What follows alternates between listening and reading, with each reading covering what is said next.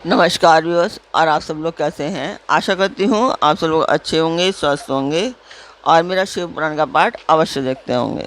तो सबसे पहले हम जान लेते हैं कि कल तक हमने कहाँ तक जाना था।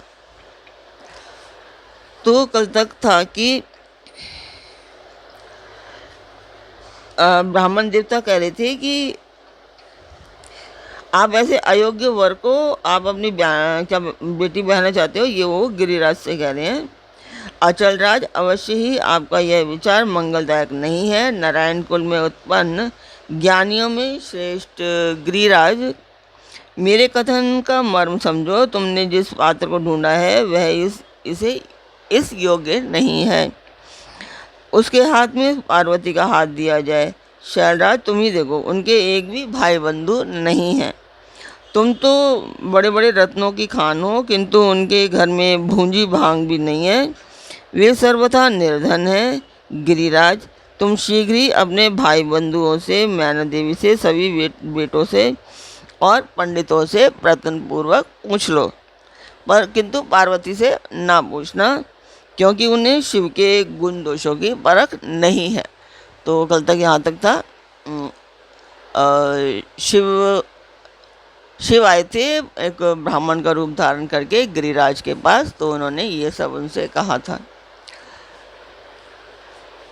तो ये पाठ आपको पता है कि मैं ये शुभ काज है मंदिर के लिए कर रही हूँ। तो इसमें आप लोग सब मेरा सहयोग कीजिए, सब्सक्राइब कीजिए, लाइक कीजिए और शेयर कीजिए, ताकि ये मेरा उद्देश्य पूर्ण हो पाए।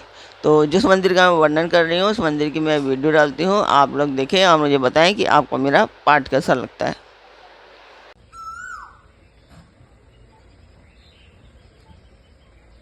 तो मंदिर की वीडियो आपने देखी, आपको मेरा पाठ कैसा लगा कमेंट बॉक्स में मुझे अवश्य बताएं। तो अब हम चलते हैं आज के पाठ पर। स्वागत करती हूँ मैं आप सभी का अपने इस कार्यक्रम शिव पुराण में।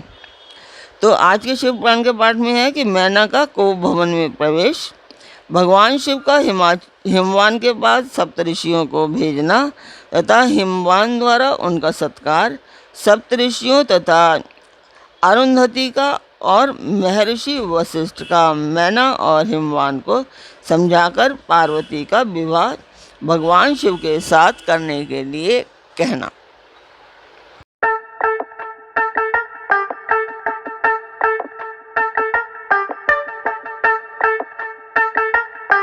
तो ब्रह्मा जी कहते हैं कि ब्राह्मण रूपधारी शिव के वचनों का मैना के ऊपर बड़ा प्रभाव पड़ा और उन्होंने दुखी होकर पति से कहा, गिरिराज, इन वैष्णव ब्राह्मण ने शिव जी की जो निंदा की है उसे सुनकर मेरा मन उनकी ओर से बहुत खिन्न एवं विरक्त हो गया है। शैलेश्वर, रुद्र के रूप, शील और नाम सभी कुत्सित हैं। मैं उन्हें अपनी सुलक्षणा पुत्री कदापि नहीं दूंगी। यदि आप मेरी बात नहीं मानेंगे तो मैं निसंदेह मर जाऊंगी, अभी इस घर को छोड़ दूंगी अथवा विष खा लूंगी। पार्वती के गले में फांसी लगाकर गहन वन में चली जाऊंगी अथवा उसे महासागर में डुबो दूंगी, परंतु अपनी बेटी को रुद्र के गले नहीं मढ़ूंगी। ऐसा कहकर मैना तुरंत कोप भवन में चली गई और अपने हार को फेंककर रोती हुई धरती पर लौट गई। इधर भगवान शिव को इस बात का पता लगा, तब उन्होंने अरुंधति सहित सप्तऋषियों को बुलाया तथा मैना के पास जाकर उन्हें समझाने की सलाह दी। शिव जी का आदेश प्राप्त कर भगवान शिव को नमस्कार करके वे दिव्य ऋषि आकाश मार्ग से उस स्थान को चल दिए जहाँ हिमवान की नगरी थी। उस दिव्यपुरी को देखकर उन सप्तऋषियों को बड़ा विस्मय हुआ। वे हिमाचलपुरी की परस्पर प्रशंसा करते हुए सब ऐश्वर्यों से भरे पूरे हिमवान के घर जा पहुँचे। उन सूर्यतुल्य तेजस्वी सातों ऋषियों को दूर से आकाश के रास्ते आते देख हिमवान को बड़ा विस्मय हुआ। वे बोले, ये 7 सूर्यतुल्य तेजस्वी मुनि मेरे पास क्यों आ रहे हैं? मुझे प्रयत्नपूर्वक इस समय इनकी पूजा करनी चाहिए।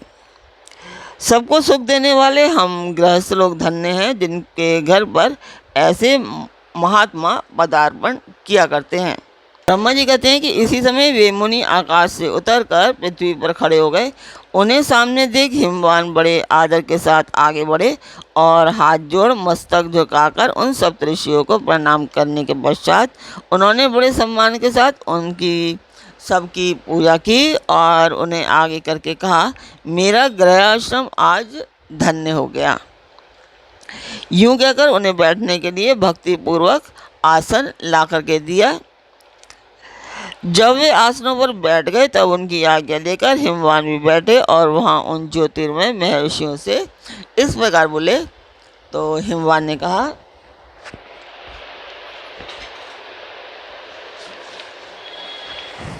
आज मैं धन्य हूँ, कृत्य हूँ, मेरा जीवन सफल हो गया। मैं लोक में बहुत सी तीर्थों की भांति दर्शनीय बन गया, किंतु आप जैसे विष्णु रूपी महात्मा मेरे घर पधारे हैं। आप लोग पूर्ण काम हैं।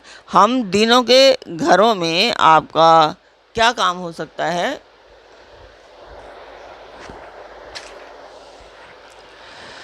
तथापि मुझ सेवक के योग्य यदि कोई कार्य है तो कृपा पूर्वक उसे अवश्य कहें। उसे पूर्ण करने से मेरा जीवन सफल हो जाएगा।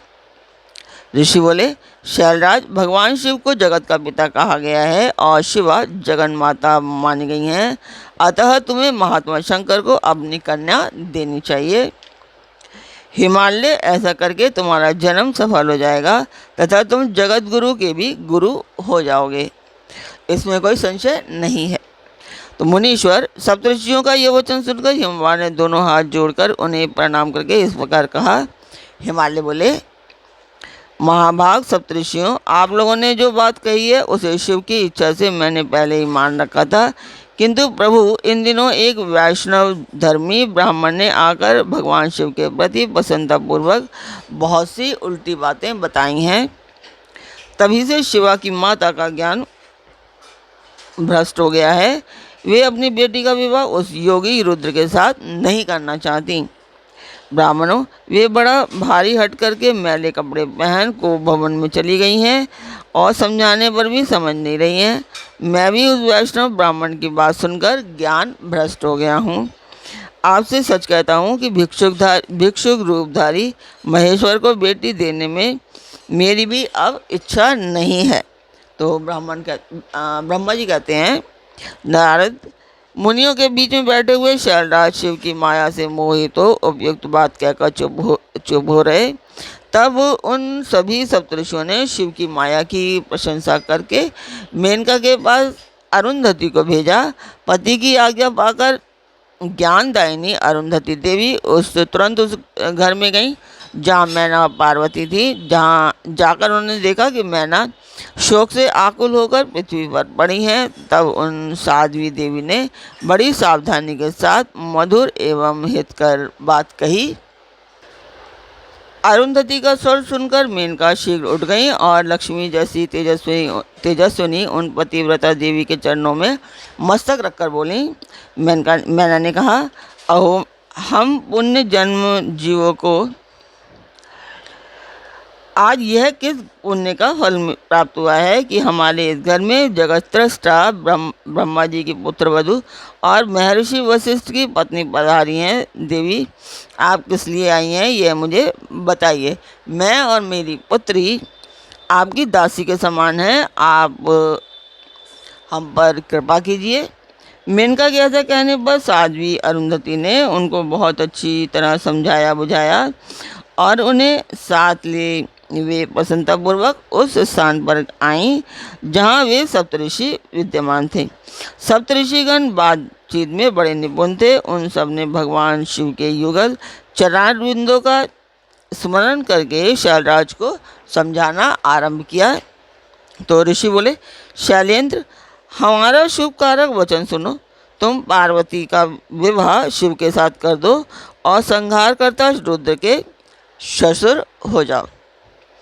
शंभु सर्वेश्वर हैं, वे किसी से याचना नहीं करते।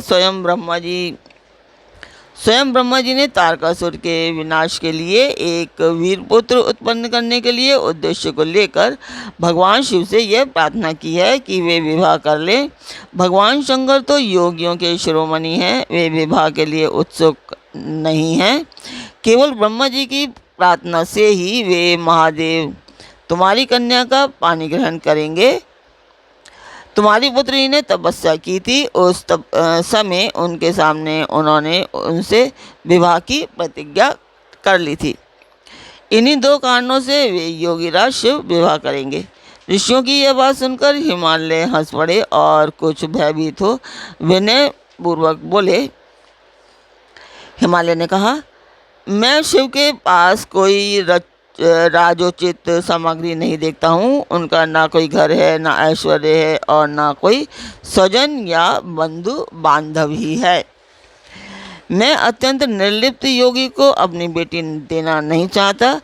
आप लोग वेद विधाता ब्रह्मा जी के पुत्र हैं, अतः अपना निश्चित विचार कहिए। जो पिता काम से, मोह से, भय से अथवा लोभ से किसी अयोग्य वर के हाथ में अपनी कन्या दे देता है, वह मरने के बाद नरक में जाता है। अतः मैं स्वेच्छा से भगवान शूलपाणी को अपनी कन्या नहीं दूंगा। इसलिए महर्षियों, जो उचित विधान हो उसे आप लोग कीजिए। मुनीश्वर नारद हिमालय के इस वचन को सुनकर बातचीत करने में निपुण महर्षि वशिष्ठ ने उनसे यूं कहा। वशिष्ठ बोले, शैलेश्वर, मेरी बात सुनो। यह सर्वथा तुम्हारे लिए हितकारक, धर्म के अनुकूल, सत्य और इहलोक और परलोक में सुखदायक है।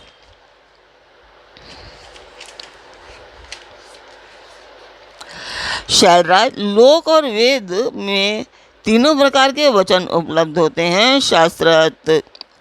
शास्त्रज्ञ पुरुष अपनी निर्मल ज्ञान दृष्टि से उन सब प्रकार के वचनों को जानता है। एक तो वह वचन है जो तत्काल सुनने में बड़ा प्रिय लगता है, परंतु पीछे वह असत्य एवं अहितकारक सिद्ध होता है। ऐसा वचन बुद्धिमान शत्रु ही करता है, उससे कभी हित नहीं होता। दूसरा यह है कि जो आरंभ में अच्छा नहीं लगता, उसे सुनकर अप्रसन्नता ही होती है, परंतु परिणाम में वह सुख देने वाला होता है। इस तरह का वचन सुनकर दयालु धर्मशील बांधव जन ही कर्तव्य का बोध कराता है। तीसरी श्रेणी का वचन यह है कि जो सुनते ही अमृत के समान मीठा लगता है और सब काल में सुख देने वाला होता है। सत्य ही उसका सार होता है, इसलिए वह हितकारक हुआ करता है। ऐसा वचन सबसे श्रेष्ठ और सबके लिए अभिष्ट है। शैलराज, इस तरह नीति शास्त्र में 3 प्रकार के वचन कहे गए हैं। इन तीनों में से तुम्हें कौन सा वचन अभिष्ट है, बताओ। मैं तुम्हारे लिए वैसा ही वचन कहूँगा। भगवान शंकर संपूर्ण देवताओं के स्वामी हैं, उनके पास बाह्य संपत्ति नहीं है। इसका कारण यह है कि उनका चित्त एकमात्र ज्ञान के महासागर में मगन रहता है।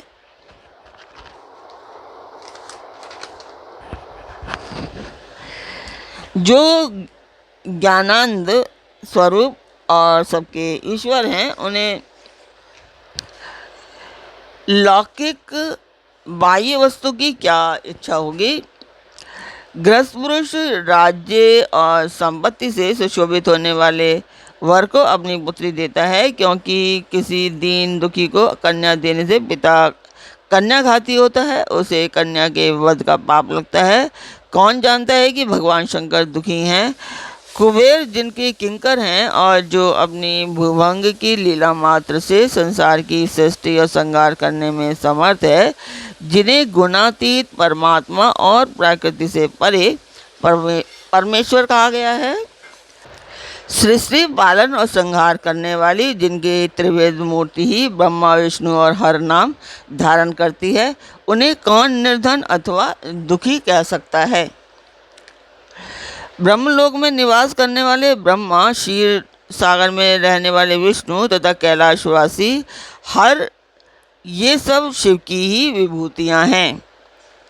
शिव से प्रकट हुई प्रकृति भी अपने अंश से 3 प्रकार की मूर्तियों को धारण करती है। जगत में लीला शक्ति से प्रेरित हो वह अपनी कला से बहुत से रूप धारण करती है। समस्त बाह्य में की अधिष्ठात्री देवी वाणी उनके मुख से प्रकट हुई हैं और सर्वसम्मत स्वरूपिणी लक्ष्मी वक्ष स्थल से अभिभूत हुई हैं तथा शिवा ने देवताओं के एकत्र हुए तेज से अपने को प्रकट किया था और संपूर्ण दानवों का वध करके देवताओं को स्वर्ग की लक्ष्मी प्रदान की थी। देवी शिवा कल्पांतर में दक्ष पत्नी के उदर से जन्म ले सती नाम से प्रसिद्ध हुई और हर को उन्होंने पति के रूप में प्राप्त किया। दक्ष ने स्वयं ही भगवान शिव को अपनी पुत्री दे दी थी। सती ने पति की निंदा सुनकर योग बल से अपने शरीर को त्याग दिया था। यही कल्याणमयी सती अब तुम्हारे वीर्य और मैना के गर्भ से प्रकट हुई हैं। शैलराज, ये शिवा जन्म जन्म में शिव की ही पत्नी होती हैं। प्रत्येक कल्प में बुद्धि रूपा दुर्गा ज्ञानियों की श्रेष्ठ माता होती हैं। ये सदा सिद्ध सिद्धदायिनी और सिद्ध रूपिणी हैं। भगवान हर चिता भस्म के रूप में सती के अस्थि चूर्ण को ही स्वयं प्रेम पूर्वक अपने अंगों में धारण करते हैं। अतः गिरिराज, तुम स्वेच्छा से ही अपनी मंगलमय कन्या को भगवान हर के हाथों में दे दो। तुम यदि नहीं दोगे तो वह स्वयं प्रियतम के स्थान में चली जाएंगी। देवेश्वर, शिव तुम्हारी पुत्री का अनंत कलेश देखकर ब्राह्मण के रूप में इसको तपस्या के स्थान पर आए थे और इसके साथ विवाह की प्रतिज्ञा करके इसे आश्वासन एवं वर देकर अपने आवास स्थान को लौट गए थे। गिरे, पार्वती की प्रार्थना से ही शंभु ने तुम्हारे पास आकर इसके लिए याचना की और तुम दोनों ने शिव भक्ति में मन लगाकर उनकी उस याचना को स्वीकार कर लिया था। गिरीश्वर, बताओ फिर किस कारण से तुम्हारी बुद्धि विपरीत हो गई? भगवान शिव ने देवताओं की प्रार्थना से प्रभावित होकर हम सब ऋषियों को और अरुंधति देवी को भी तुम्हारे पास भेजा है। हम तुम्हें यही शिक्षा देते हैं कि तुम पार्वती को रुद्र के हाथ में दे दो। गिरे, ऐसा करने पर तुम्हें महान आनंद प्राप्त होगा। शैलेंद्र, यदि तुम स्वेच्छा से अपनी बेटी शिवा को शिव के हाथों में नहीं दोगे तो भावी के बल से ही इन दोनों का विवाह हो जाएगा। तात, भगवान शंकर ने तपस्या में लगी हुई पार्वती को ऐसा ही वर दिया है। ईश्वर की हुई प्रतिज्ञा कभी पलट नहीं सकती। गिरिराज, ईश्वर के वश में रहने वाले समस्त साधु पुरुषों की भी प्रतिज्ञा का संसार में किसी के द्वारा उल्लंघन होना कठिन है। फिर साक्षात ईश्वर की प्रतिज्ञा के लिए तो कहना ही क्या है। तो सही बात है कि साक्षात ईश्वर की प्रतिज्ञा के बिना कुछ भी नहीं हो सकता। तो आज का पाठ मैं यहीं पूर्ण करूँगी। कल फिर मिलेंगे एक नए पाठ में, एक नई उमंग, एक नई तरंग के साथ। तब तक के लिए आज्ञा दीजिए। ओम नमः शिवाय। जय माता की। और शिव पुराण का